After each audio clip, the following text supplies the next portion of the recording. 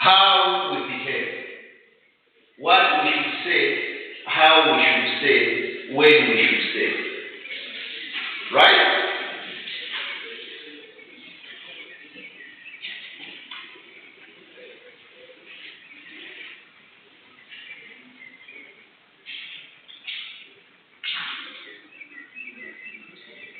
Remember that ethics, right? When you talk of ethics, we are talking of the values, isn't it? Ethics being value-based are different in different cultures. Okay? Something to be sensitive to when communicating to go to other countries and to be aware of in countries of diverse culture, such as the US, right? When the limits of what your primary public will tolerate turn out to be narrower than those of your organization or your foundation. You are married? Yeah. Imagine yourself in Saudi Arabia. You definitely not go in class like that, will you? But go to America. There's no issue, isn't it? Actually, people not even put on pants, right? They put on short pants here. They'll go to class. It's their culture, isn't it? It's their culture. So, issues of culture must be respected. Because if you insist that this is what I believe in, then you go to a different country, right? You find yourself in a situation where you might be in conflict with their own culture.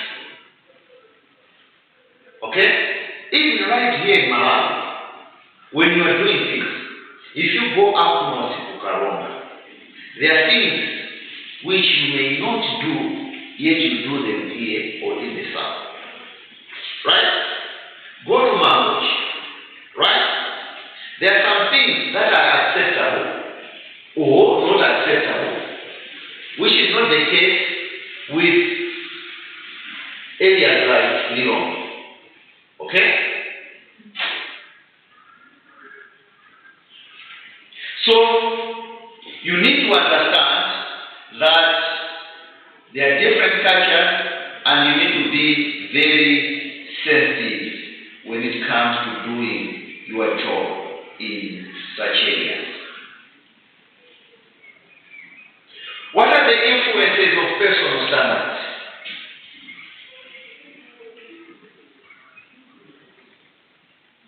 As I said earlier, when you talk of your personal and professional ethical standards, right?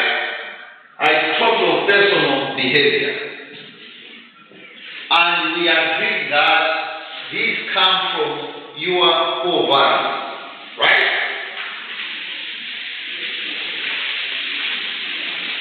Now, you need to imagine at an institution, you are working, right? And see other people. At an institution, for example, Zodiac Times, or even at a university like this, right? So there are times when you find that your own standards are in conflict with those of your colleagues, right? But in this case, you are looking at your standards are in conflict with those of your superiors or your supervisors, right? How would you handle such an environment? Here they are trying to give us a typical case study, okay? They are saying that, suppose that your task as a PR person, okay, is to write, say, or do something, okay, that although legal, okay, although that's something which you are supposed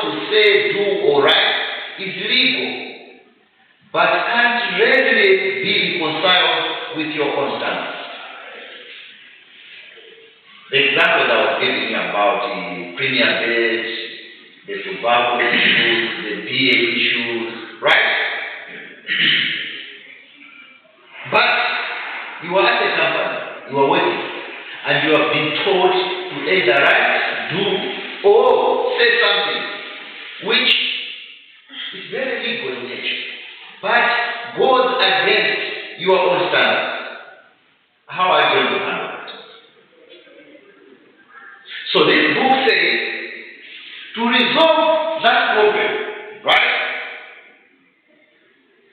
you must explore your options realistically. So here they are sharing 4 basic strategies, right, that you can use if you find yourself in such a dilemma. Okay? So what are these strategies? The first strategy is try to educate those in your organization about your standards.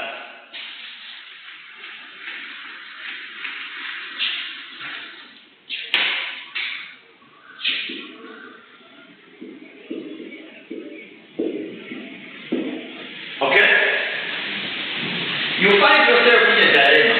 You are told to do right or say something against your own standards.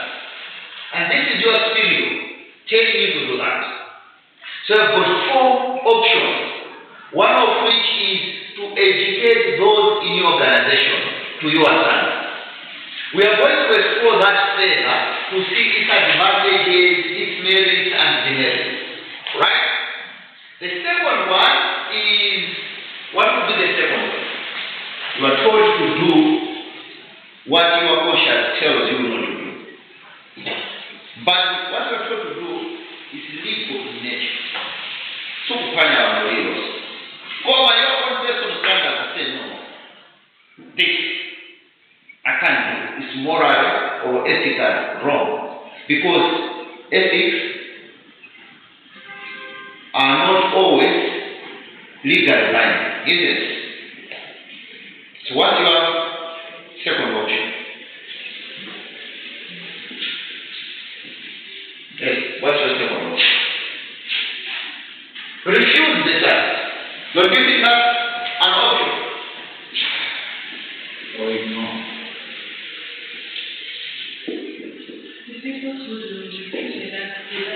It's another option. It's an option. I'm not saying that refusing is the best or it's good or bad, isn't it? But it's another option.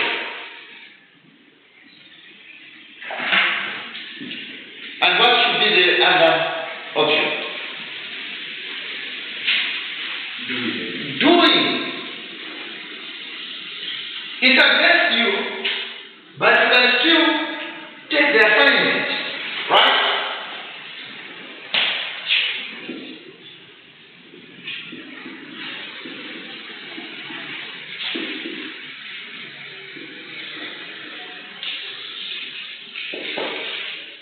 So you do it. That's another option. What's the fourth option?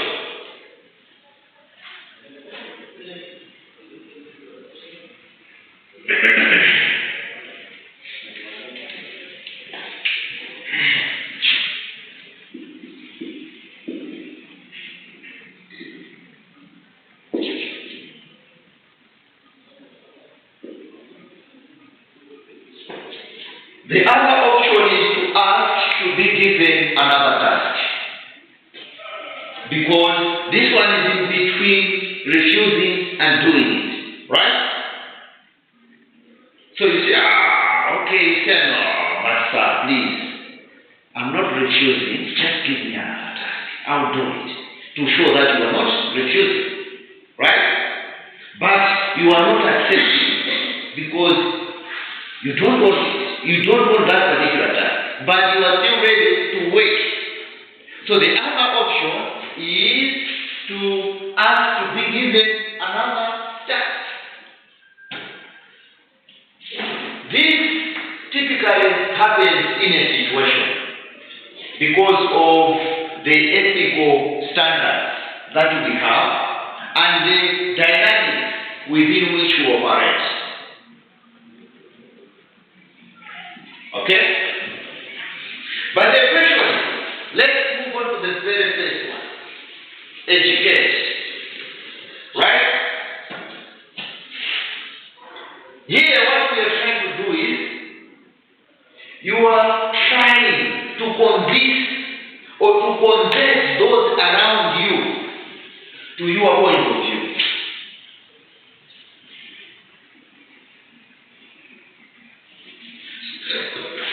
So when we are saying about you as the first option, right?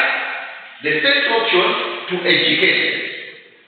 What we are trying to do is, you want to convey those around you to your point of view, so that they buy your moral or ethical standing. Whether it's biblical, but you have to convince. John chapter 1 and 1, the chapter says chapter. So we are not supposed to do this. Guys, what do you think? So if you are right, you are going to be able to convince them to think the way you think. And you would have won the argument. Right?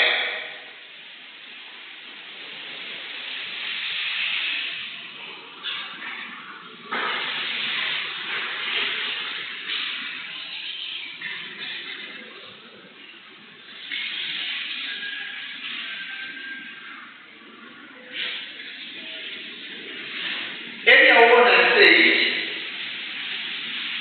the character of an organization reflects its top leadership. Okay? This is applicable all over. Right? The character of an organization reflects its top leadership. It could be a team.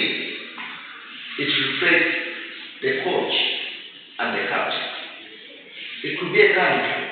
It reflects the president, the minister, the MPs, right? If it's a company, it's a reflection of the managing director, right?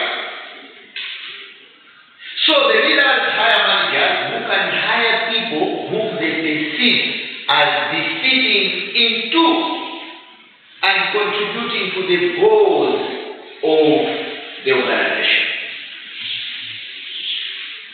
So the leadership has got managers who are mandated to hire people who shall fit into the culture of the organization. Right? As I say, each and every institution has got its own core values, what they believe in, what they stand for. Okay? So, to say that you must be a clone of the top leadership is absurd. You shouldn't be a semblance or a clone of the top leadership. However, right? It is equally absurd to believe, right, that you will be in a job if those doing the hiring are not assumed that you fit the mood to some extent. So all in my children are just one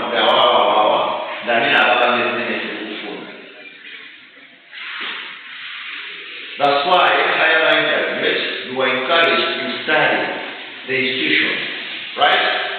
You are private, so that you align yourself with the ideals, with the values of that institution. Because if you don't, they will not hire you. They will only hire people whose ideals are closer to the ideals of that particular institution.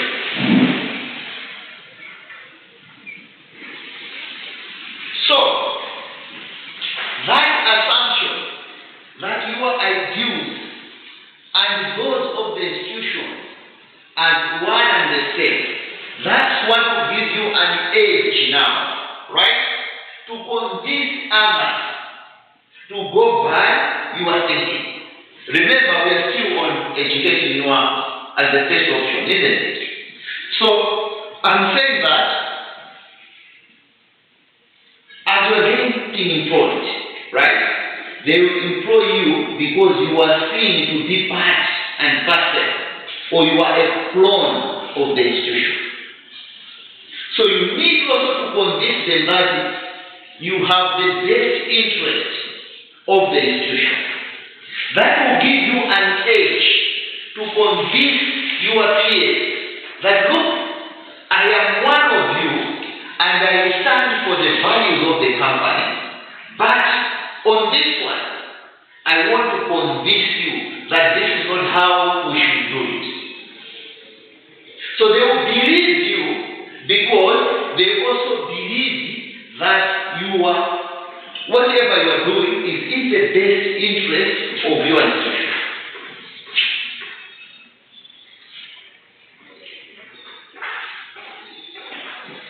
If you are an Adventist, you are talking about the Sabbath, you argue on the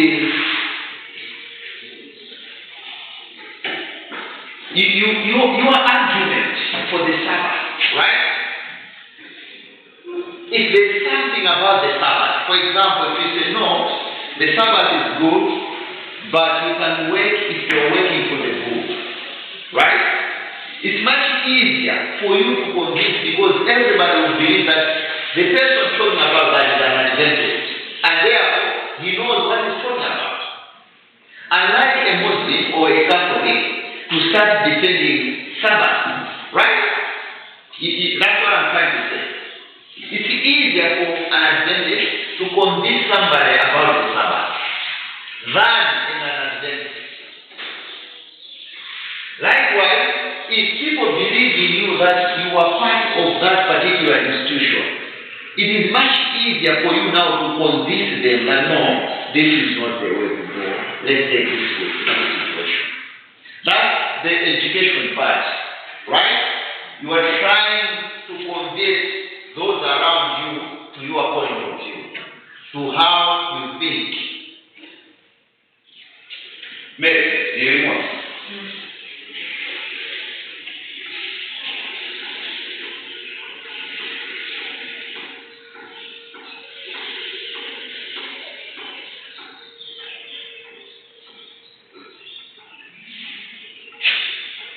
Now, if you have taken that approach, the question is, can you win?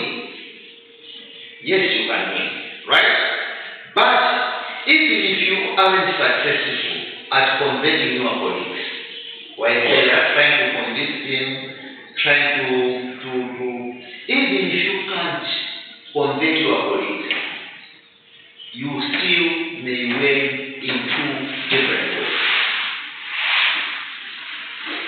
Okay? You want to convince them, to convert them to your point of view. You may convert them, but you may not.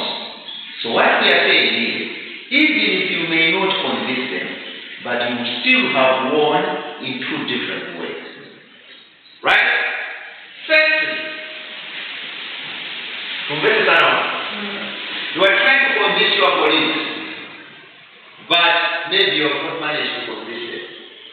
So we are saying that even though you have not convinced them, you have not lost, because you would have won in two different ways. And what are these two different ways? One, your colleagues are going to respect you.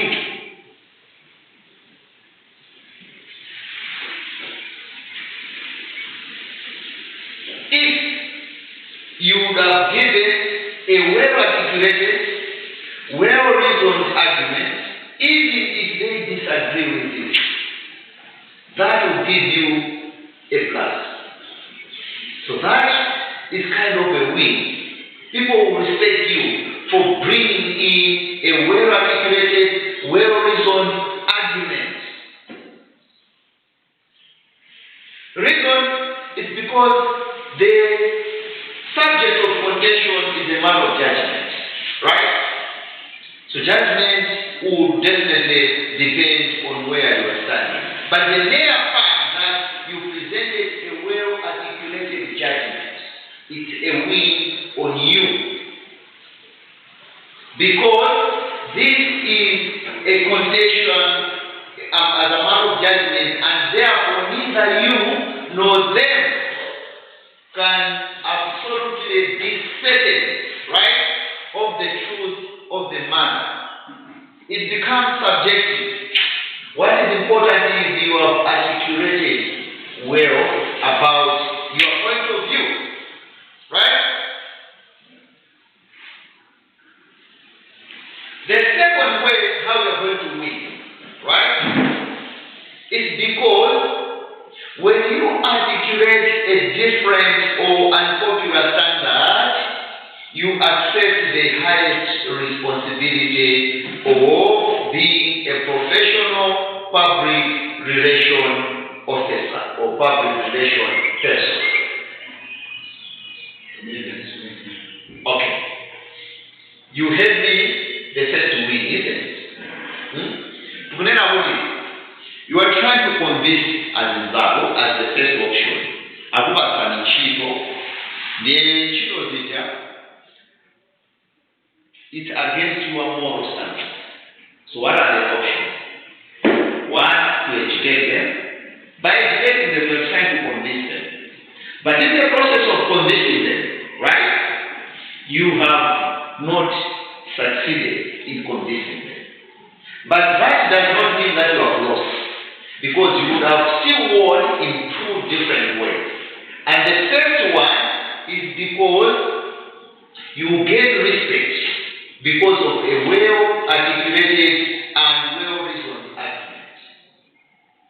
Two, you also win because when you articulate a different or unpopular standard, you accept the highest responsibility of being a professional PRO. In other words, a professional PRO should not just go with the wind, because everybody is saying this and therefore you just accept. Management tells you, can you tell this to the public? You just take it without critiquing it and giving it a different position of it. Right? So that's the second way you are going to win. A PR person must be prepared to take up unpopular position or a different position. That is a show of highest responsibility of a PR. You know, in a typical setup, you would see that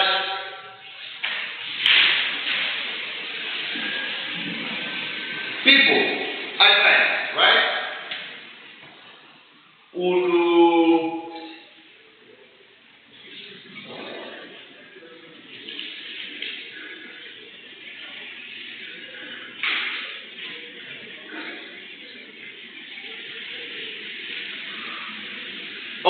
in every situation, there are situations when, or maybe should I ask, have you found yourself in a situation where majority would agree on something, but your inner self tells you no, this is not the way to do it. This is wrong. Have you found yourself in that situation? But what do? You keep quiet, isn't it? Because everybody else is doing it. So you either join everybody doing the wrong thing, or you keep quiet. That's typical for us, isn't it? Mary, where are you going? You have to be in class. Okay?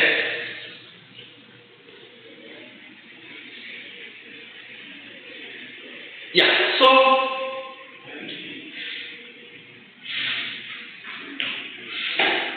a typical situation And actually, there is a theory that describes well about that, where your conscience tells you no, that is wrong, but everybody is doing it. Usually, the options are either you keep quiet or you join them.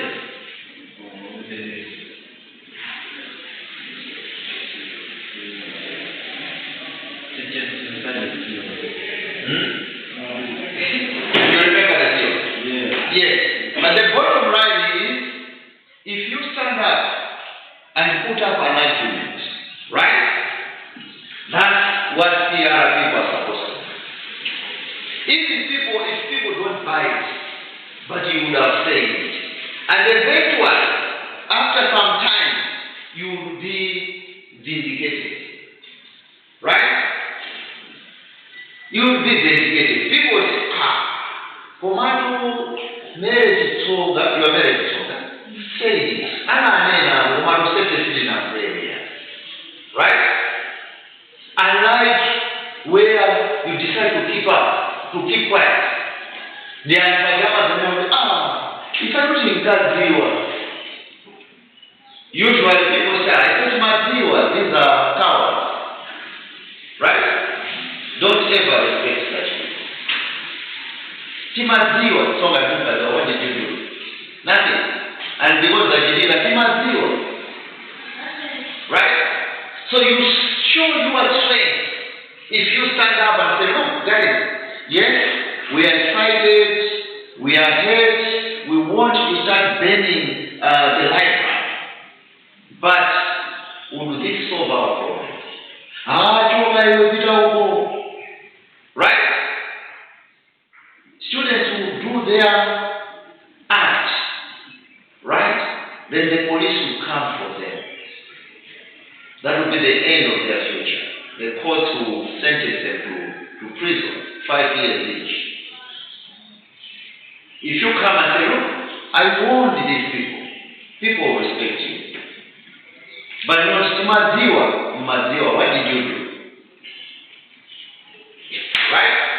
So that's the second reason why you still win. Although you want to convince your colleagues, but you have not managed to convince them. The fact that you have argued, it's a win. Guys,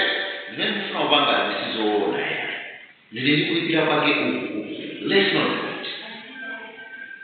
It has shown that you are strong, right? You can raise up and stand on your own, and that is a win. Right?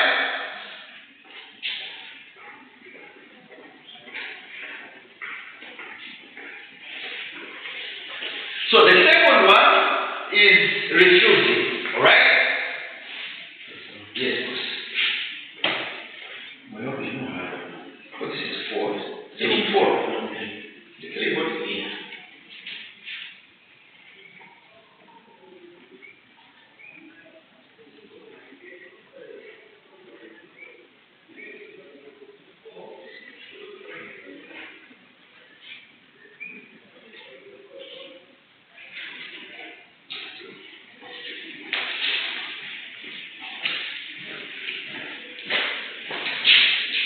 So we are done with educating, where we are saying educating, you are trying to convince or to convince those whose opinion is different from yours, right? Or in this case, you are trying to convince your superiors who have assigned you to do, say, or write something which is against your stance.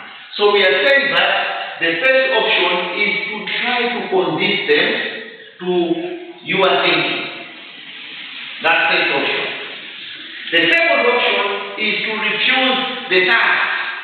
You tell your superior that no, this is against my standard and I'm not ready to do it. I refuse to do it. That's your second option. But as expected, that option has got consequences. Isn't it? So let's go through into the refusal part, right?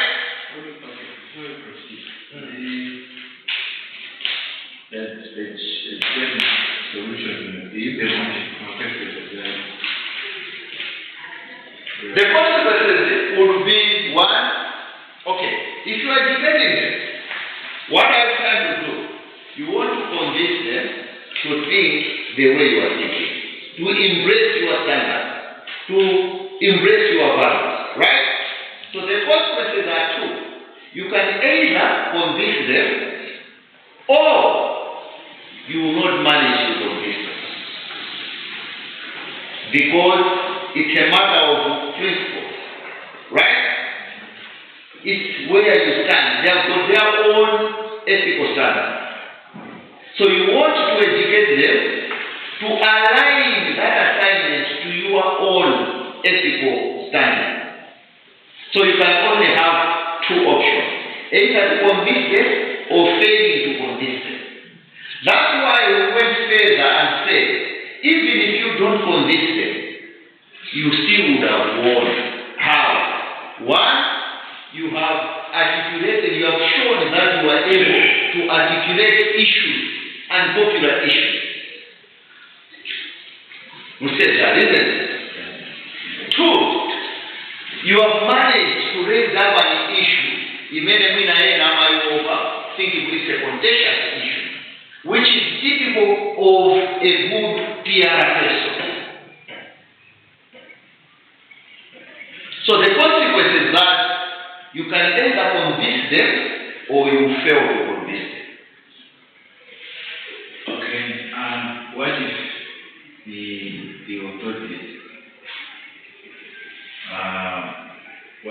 the authorities, might translate the educating solution as a threat to the authority, like to obvious, something like that? On what basis? For instance, police institution, at least every student, and now at the capital, for boys and farmer child, because it was interesting.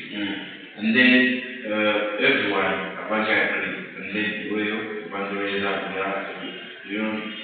I respect that, but we have freedom to dress whatever. So can they translate the control of their story or something like that? Okay.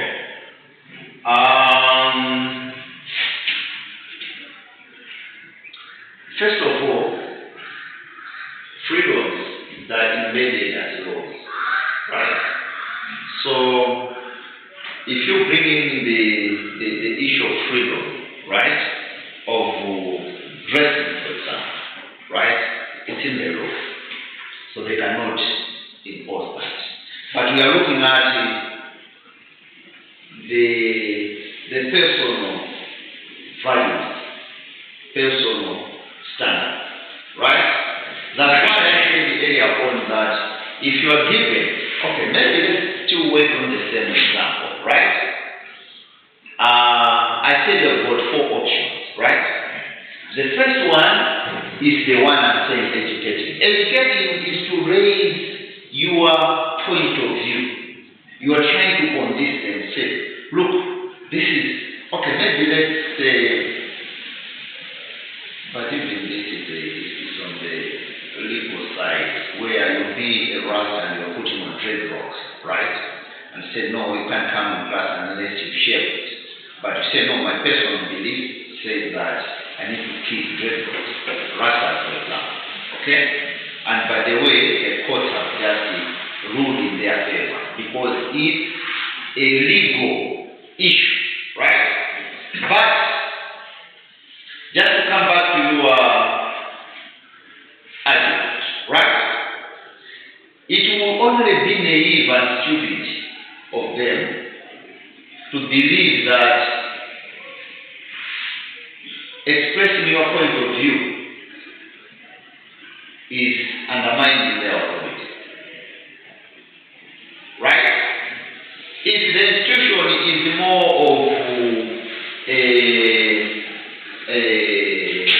what do you call it? If the institution is more of undemocratic, right? Where they don't believe in alternative views, right? Yes, perhaps they will do that. Okay? But we are talking of a typical working environment where people have got the right and freedom to express their opinions.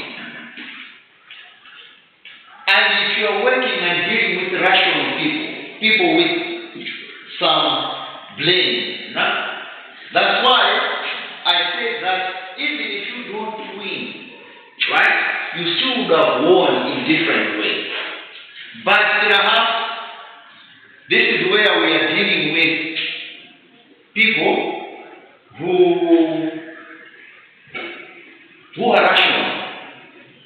You are right that you will find a situation where if somebody tells you to do something, then you don't have to have those options. You just have to do it. In other words, that's why I say there are options, 4 of them. So what you are saying is, because if I try to educate them, they will think I'm undermining them. Right? So this educate has been removed. You are remaining with 3. So if you ask to be given another task, they will also interpret that you are insubordinate. Right?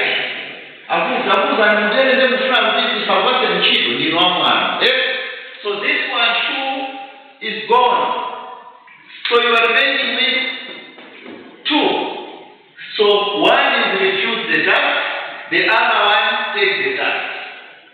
So obviously, if you refuse the task, what it means is it's even worse than this one. Okay? So this one too is gone. So you are only remaining with taking the task. So in other ways, to answer you, if you believe that that one is not optional because it will be interpreted wrongly, then what do? You take the task. But you would have taken it against your own standards, your own conscience. Men, are we together? Okay.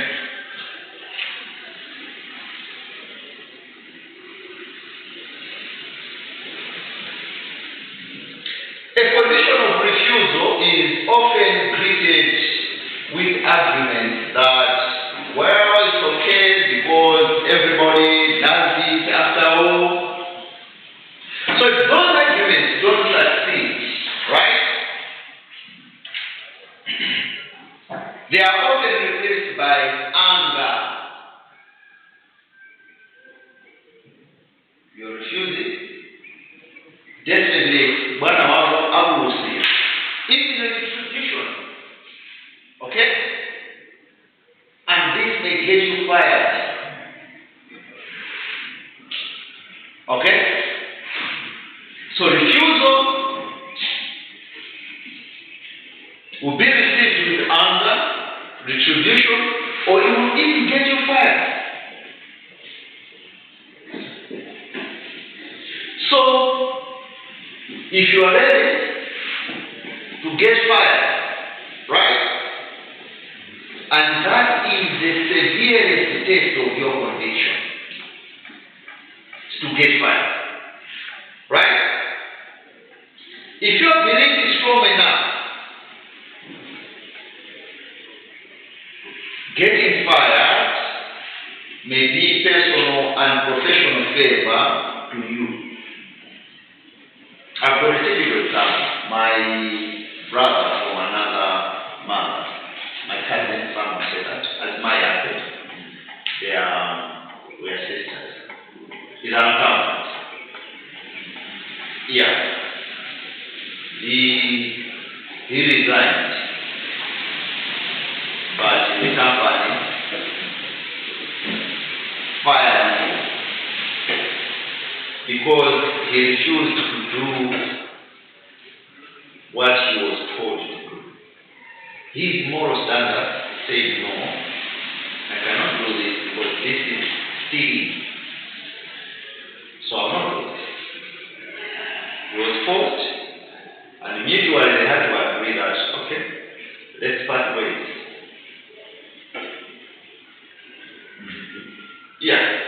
we still have few people in Malawi who can stand by their values.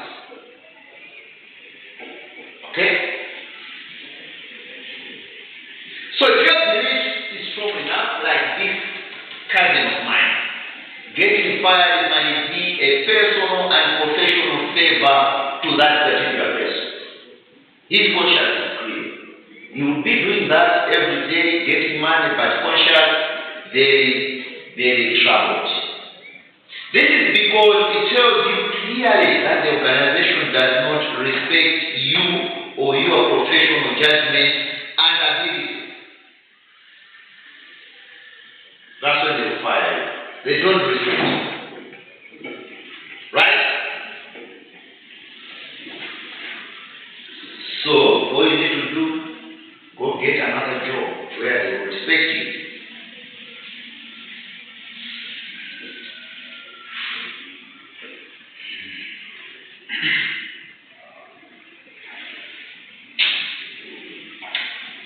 No one and no organization can make you do something you believe is wrong, even if it is not illegal. If you came in because you need the money, right? You like your position, you are really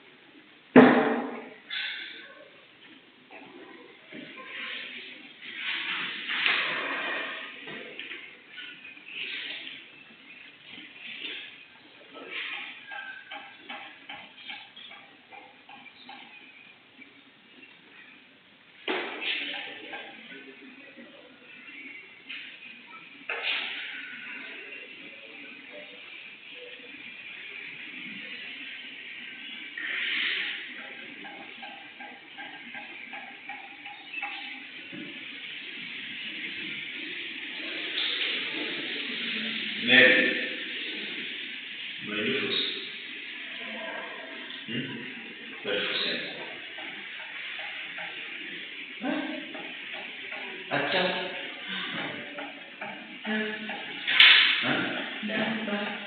Mama. Simulante. What? Mazuri romanze.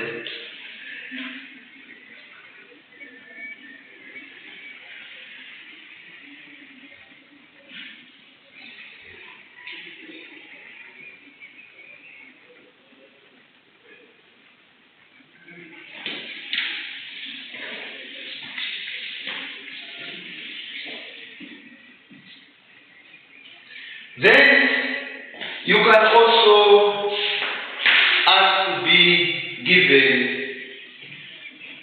another task, right? This is a clever way because you are now in between of taking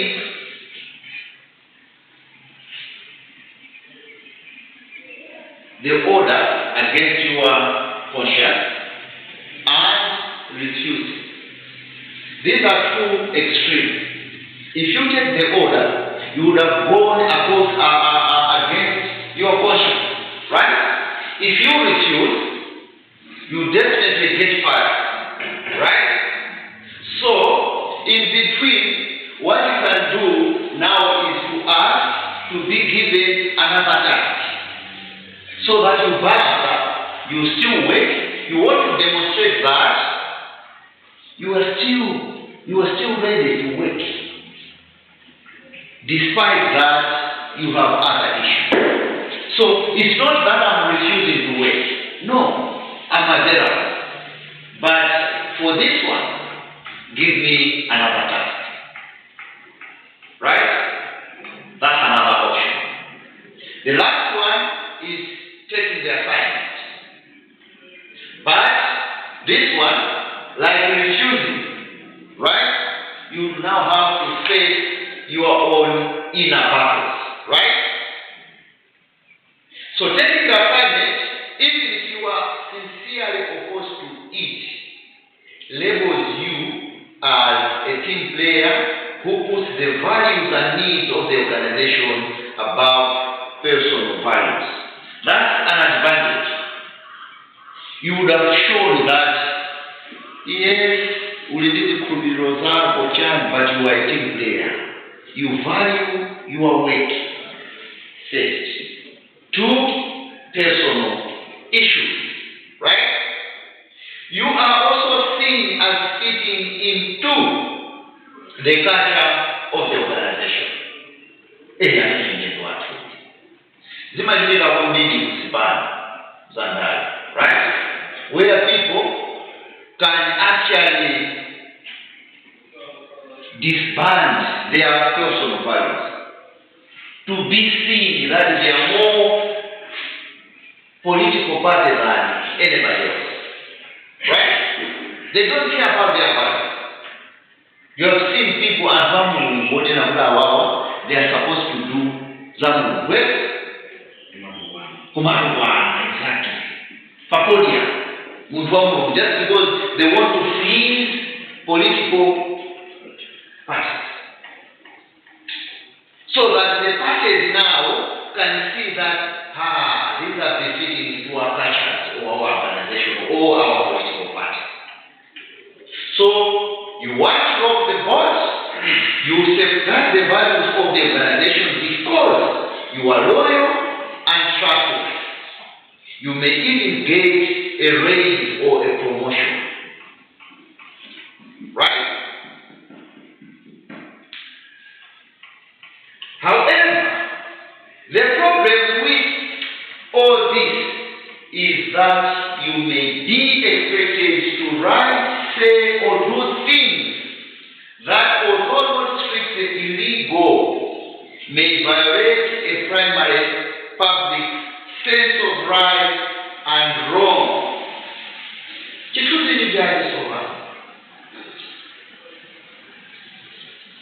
Okay? He took the assignment.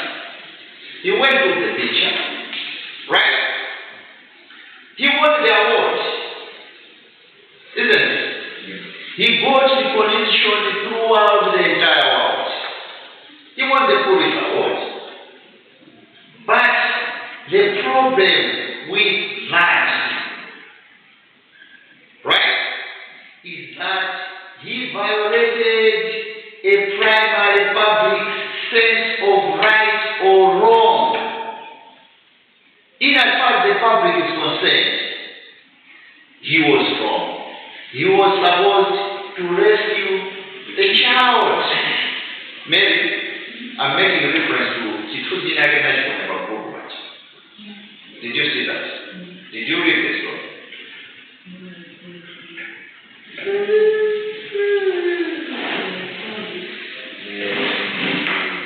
We post those things for educational purposes. No. Yes, we have read. As a journalist, every person must know about that story. Right? So because that's the story which we did. Pinapuli was a go to any university. That is the reference when it comes to issues of moral and ethical, moral ethical vis-a-vis professional way. Okay? That is a typical example. Just like we also give on the moral issue Watergate, right? You know about Watergate, isn't it? Don't just shake your head. Watergate. You don't know. You Google, when you go this afternoon, you Google Watergate. Or you should Google Watergate scandal. Okay? That's where the term gate, every time there's a scandal, it's referred to as a gate. Okay? is because of the Watergate scandal. So Google Watergate next week, tell me what Watergate is all about. And that's why every scandal is the main gate. Right? What's the other gate we know? Fertilizer. Cash gate. Why do they always use the term gate at the end? Okay? So the word comes from a scandal that took place at Watergate. So find out what that kind of scandal is, right? So likewise, when it comes to issues of ethical issues, right? We always make reference to that picture because it's a typical ethical issue versus professional. You see that all those options, right? We have discussed. At the very end, we say you take the picture. So yes, he went and took the picture. He won the award. But by the end of the day, there was a problem. What was the problem? The problem was that in all that, right, he violated the primary public sense of right and wrong. And what is the primary public sense of right and wrong? He was supposed to rescue the child. Right? If you push beyond what you target, public will tolerate. If you push beyond what you target, public will tolerate, you are likely to find yourself on trial in the court of public opinion. This gentleman, right, found himself in a trial of public opinion.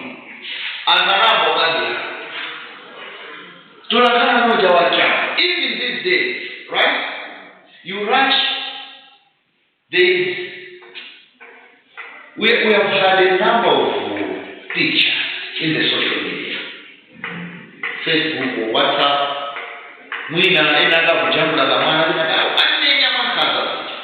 People ask, why was he taking the picture instead of resting the baby? Right? So you would have done a good thing by exposing the evil. But people will put you in a court of public opinion. Yes, you have the intention to show the whole world that this is what happened. But the bottom line, the public opinion would judge you. And that's exactly what the public opinion did on this photograph. Right? So the judgment could be harsh as demonstrated in this particular photograph. Even if you later clean up your act, you may never win an appeal or get a pardon. That's why perhaps this photographer died of depression. Right? He never got a pardon. Nobody will forgive you. Because nobody knew what happened to that child. The vulture was ready. Right? Just waiting.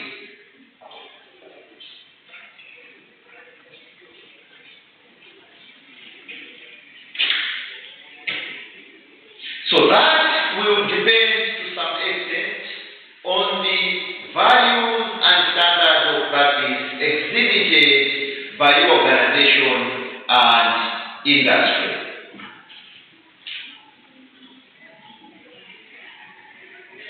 And our next, because it's almost time, is influence of organization and industry on standards. That you can read on your own. Influence of organization and standards.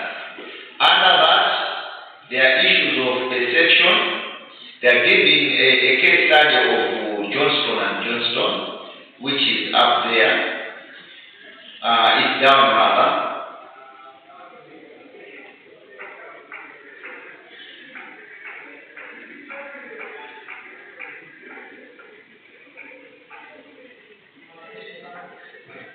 So there is our label there, you can go through it.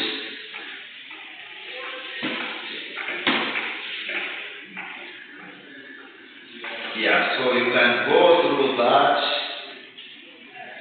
up to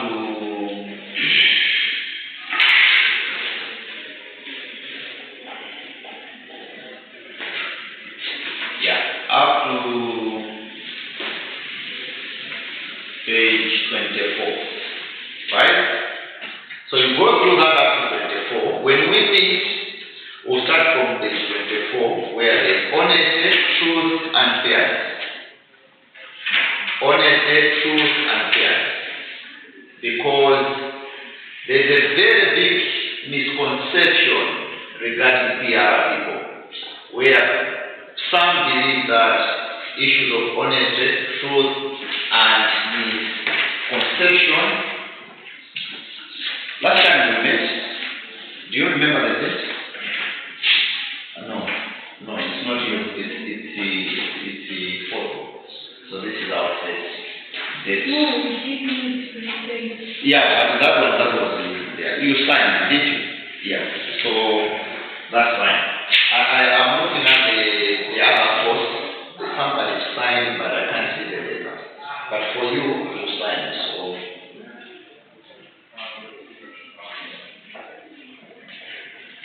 okay. So I've given you a reading assignment.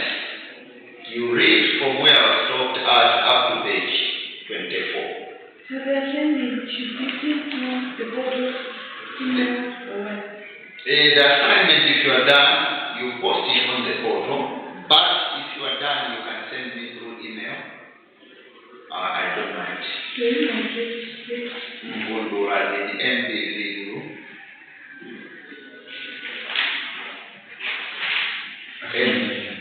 MPVU.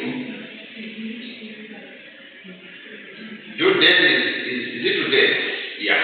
So any extra day you delay, I'll be deducting 5 marks. M B V U N D U L A S @gmail.com. Small letters. So please make sure that by 5 o'clock I receive the assignment. Otherwise, well, you can also send on WhatsApp, but I prefer email.